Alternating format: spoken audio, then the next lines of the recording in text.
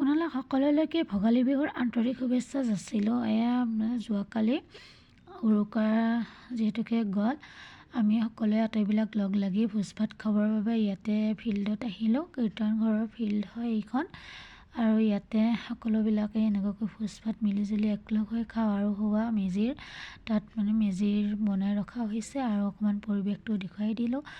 মানুহ ভালেখিনিয়ে হয় যিহেতুকে খাই আছে, আমি অকণমান ৰৈ দিছোঁ ইয়াতে।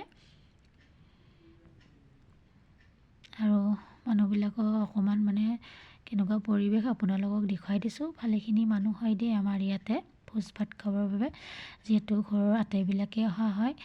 আৰু এয়া হাজবেণ্ড আৰু এয়া ভতিজা ছোৱালী হয়।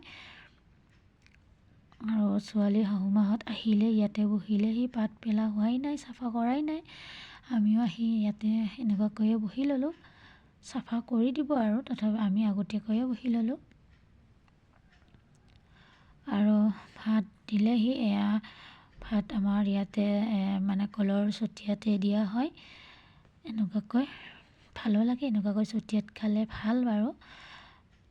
আৰু ইয়াতে আমি খালোঁ দাইল, ভাত, চব্জি, খাৰ, মাছ। আমাৰ ইয়াতে যিহেতুকে কীৰ্তন ঘৰৰ ফিল্ডত খোৱা হয়, আমাৰ ইয়াত মাংস নোখোৱাই, অনলি মাছেই খোৱা হয় ইয়াতে।